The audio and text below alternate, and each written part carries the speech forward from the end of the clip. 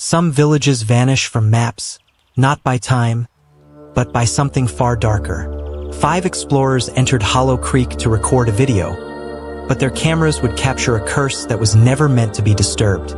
Jake, leader of the Urban Phantoms crew, unfolded a yellowed map. An abandoned village. No one's lived there for decades. Perfect for our Halloween episode. Maya frowned. Locals say Hollow Creek is cursed. People went missing. We shouldn't, but Sam, Connor, and Lily were already packing gear. At dusk, their van rumbled across a creaking wooden bridge. Fog rose like breath from the river. Connor glanced back and shivered. The road behind them had vanished into swirling mist.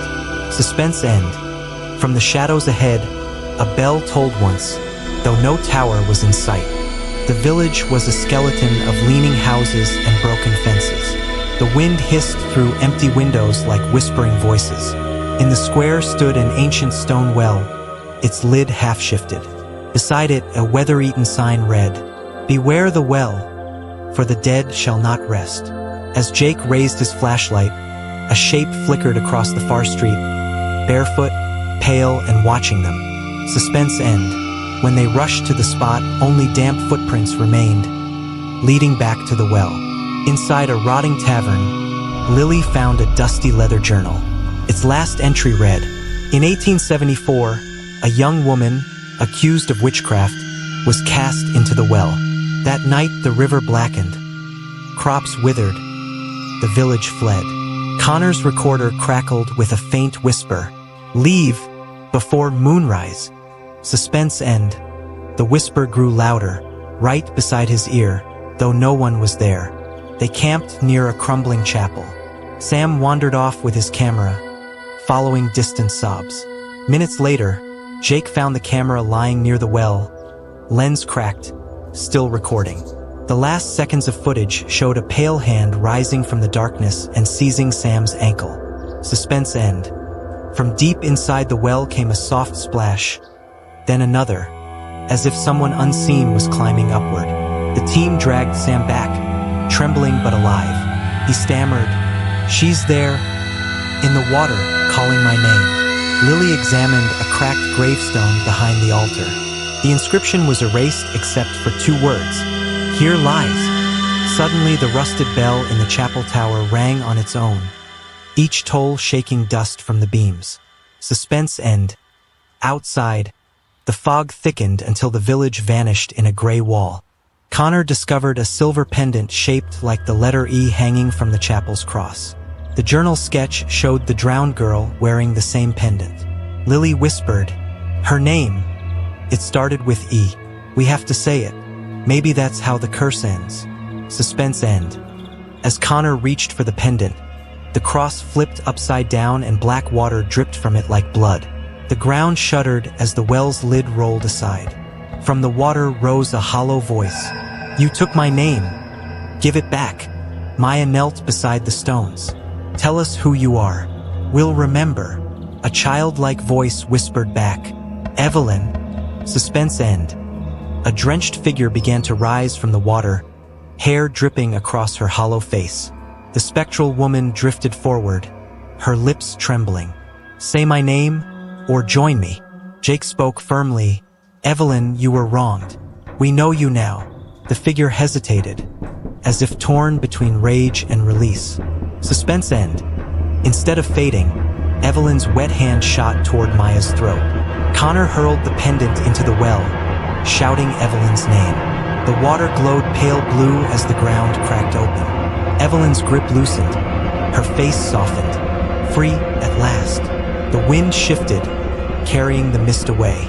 Houses groaned as if finally at peace. Suspense end. Jake looked around. Sam was gone. They reached the edge of the village where the bridge had been. Only a black void stretched ahead. Behind them, a distant splash echoed, followed by Sam's faint voice calling for help. Lily dropped the journal. Its pages flipped in the breeze to a new line scrawled in fresh ink. "The curse claims what it was promised." Final suspense end. The fog surged forward, swallowing them, and the screen cuts to black, leaving only the sound of rippling water.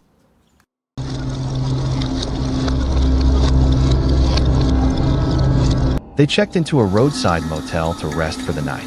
But room 9 had no end. Only doors that led them deeper into something that should never exist.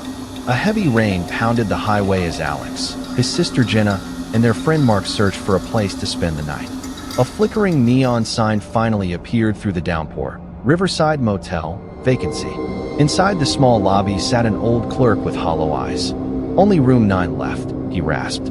Keys don't work if you try to leave before sunrise. They exchanged uneasy looks, but took the brass key. Suspense end. As they walked toward the room, they passed doors numbered 1 to 8, but the hallway seemed longer than the building they had seen outside. Room 9's door creaked open to reveal a surprisingly large, old-fashioned room. Faded red carpet, peeling wallpaper, a humming TV on static. Rain drummed on the single window that looked out onto a black void instead of the parking lot. Jenna shivered. This room, it feels wrong.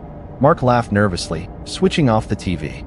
But when it went dark, they noticed the mirror across the room still showed static flickers, as if it were another screen. Suspense end. In the mirror, behind their own reflections, stood a fourth figure, tall, shadow-like, motionless. Around midnight, they heard a faint knock, not from the main door, but from the wall behind the bed. Alex pulled the bed aside to find a narrow wooden door painted black. "The room's not supposed to have this," Jenna whispered. Against their better judgment, they opened it. It led into another hallway, lined with identical doors, each marked 9. Suspense end. When they turned back, the original room had vanished. Only more doors stretching into darkness. They walked for what felt like an hour. Every time they opened a door marked 9, they stepped into another copy of the same room. Same red carpet, same humming TV, same window onto the void. Mark muttered, "We're going in circles." The old brass key in Alex's pocket had grown cold and damp, as if it had been submerged in water. Suspense end. From the TV in the newest room came a child's whisper. "Don't open the next one." Exhausted, they sat in one of the endless rooms. Jenna stared at the mirror. Her reflection didn't blink when she did. Instead, it slowly raised a hand and pointed toward another black door that hadn't been there before. The door creaked open on its own, revealing only darkness beyond. Suspense end.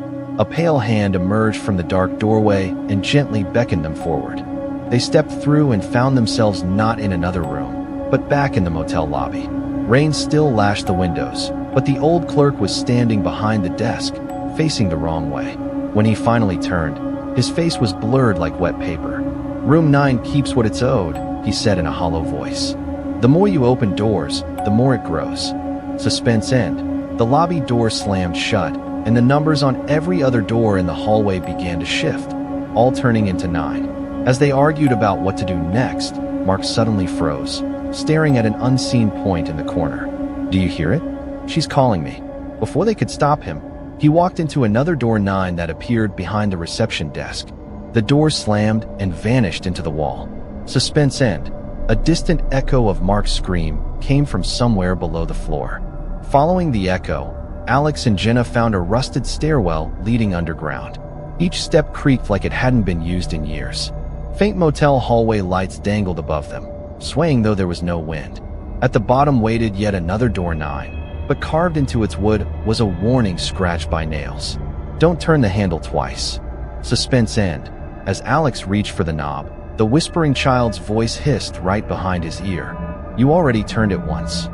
The door opened to reveal a cavernous black space lit only by swinging motel signs and dozens of floating brass keys.